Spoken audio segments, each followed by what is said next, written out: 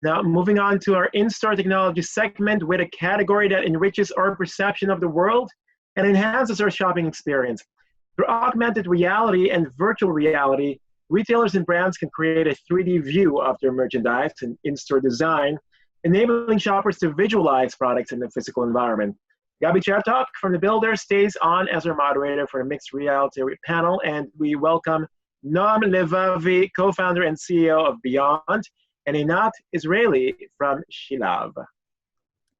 Thank you again, Bing, and we'll now pass this to Noam to start and give us a little bit about ByondXR and kind of what's the magic behind mixed reality, where are the opportunities for retailers, and kind of what we're looking at, how are Israeli companies, how is ByondXR leading this and moving forward and pushing this industry. So Noam, to you. Thank you, Gabi. Hi, everyone. I'm Noam Levavi, the co-founder and CEO of ByondXR.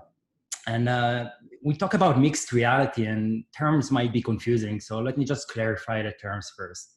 AR, which refer to augmented reality, basically adding digital layers on top of our reality. And virtual reality refers to virtual environments that replace or cover our own reality.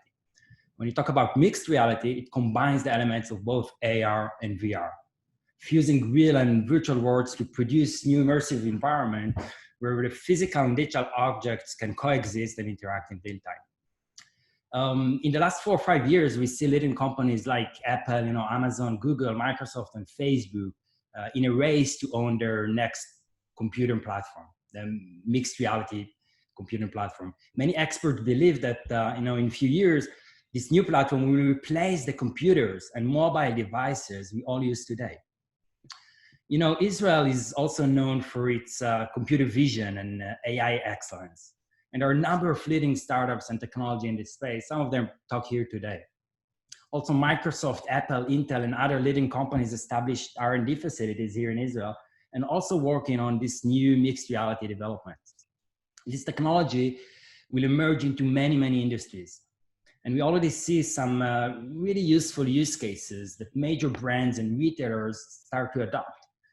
MR allows users to play with product and see how they would look like and fit in a room or even on themselves.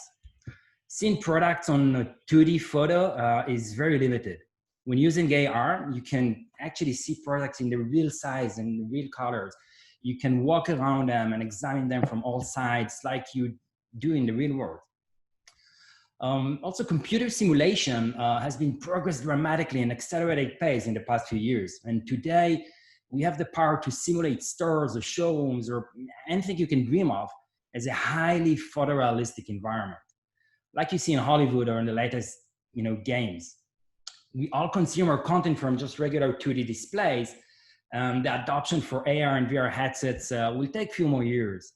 So today, retailers are looking to bring those immersive experiences to their customers over just regular web browser and mobile devices. And one of the biggest challenges is how to run these 3D interactive experiences smoothly on just regular, simple devices and do it all in real time over 4G networks. Noam, do you want to share your screen? Noam, do you want to share your screen? Because we don't see your screen. So, yeah, and this is actually where it comes to play. And let me just share my screen. All right. So I'll just play this while I'm speaking. This is where we come to play ByondXR, and we basically, in the past few years, we've built this unique commerce platform supported with our proprietary 3D visualization engines. The platform powers retailers to basically quickly create immersive selling environments. So as you can see in some of this example, it's a B2B codeless SaaS platform that connects sellers and buyers in the most immersive way. The technology can serve both in-stores interaction and online interaction via e-commerce website. And in the past year, we've helped top brands creating immersive user journeys, utilizing their own existing 2D assets and interactive layers embedded in these 3D environments. These new experiences are much more engaging, increasing conversion and basket size. As you can see here, the experience let you also immerse in virtual world, seeing product in like simulated environment, and seamlessly switch between the VR world and the AR world. So people can grab products from the virtual space and visualize them in real physical room. This is a very powerful experience. So I wanted also to share with you a recent home decor experience. We've been working with Einat here and the team from Shilav. Shilav is part of the Fox Group, is one of the leading retailers in Israel, and operates many stores. Some of the stores are smaller than others, and they cannot showcase all the products and visualize them in real environments. So they're looking to create those photorealistic environments, virtual environments, where users can mix and match products and see matching colors and designs. It quickly gives a much better understanding of the product and how it might fit in your own physical space, or room. Initially, Shilav deployed it as an interactive stations in the physical stores. And now during COVID, we're actually pushing this also to their main website, where customers can view the various products. They can get all the relevant information, try them using the AR, as you see here in the rooms.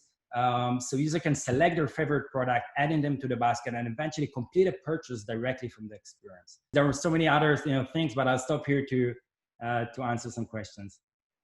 So maybe I'll ask Einat to kind of complete the picture with her side of where you see the business opportunities here. Where do you see the way the mixed reality can actually help retailers achieve their goals, and especially in these days? So basically, we started with the demand coming from the stores that they couldn't really nicely present all the rooms and the options that we had, and we were looking for a solution how to really extend the experience and the ability to really present the merchants and the products in a nice way, as Noam mentioned it. So on that side, it was just really a great platform for the sell people in the stores to present it nicely. And then we've realized that the ability to also connect it with a layer of digital information and how you actually can transform it and make an omnichannel opportunity was very present. So we actually started the pilot in few doors and tried to see how we could get what the consumer get from it, how they see the rooms. Do we actually extend the options? Do we sell more? So there were a lot of KPIs we were trying to catch beyond the experience that they were having. Thank you. And Noam, on your side, do you see, because mixed reality, we started with VR. I think when you did the first VR for CNN with us in 2016, I think. And it's amazing to see how you've evolved and how technology has evolved.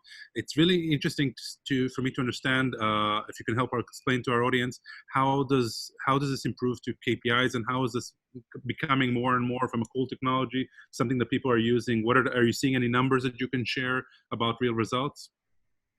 Yes. So what we've seen for a few years now, that 360 and 3D experiences can create a much better engagement.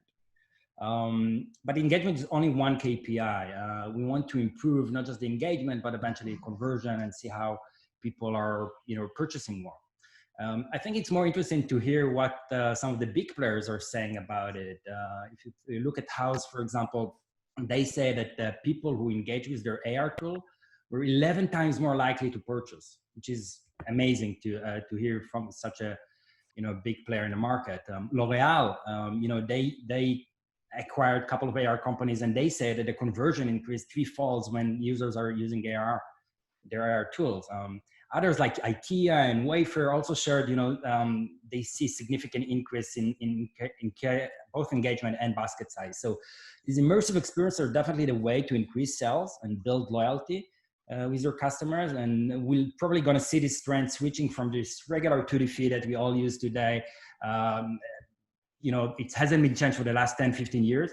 And we're going to see more immersive experiences that eventually increase sales and conversions.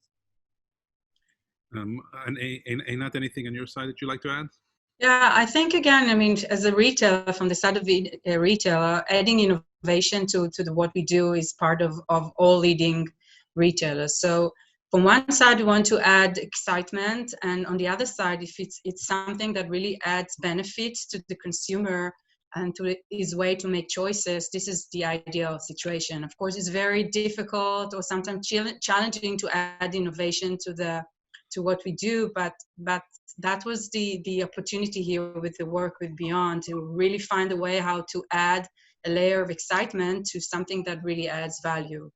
And the thing is that was also very interesting during the Crohn's disease is that we actually started the pilot in the stores because it was very obvious for us that we wanted to add this ability to extend the physical space with the technology. And then we realized with the change that the stores were closed, and we were also thought that maybe when they would be open, consumers wouldn't like to spend so much time in the stores, and it was really very easy to say, you know what, let's take the experience and extend it and move it with some changes to the mobile experience. And now we extended the ability to, and the digital and the e-commerce platform was with the Crohn's disease went like 2 generations further. We would be able to give them the same experience while exploring the products from home. So that was a very nice experience, both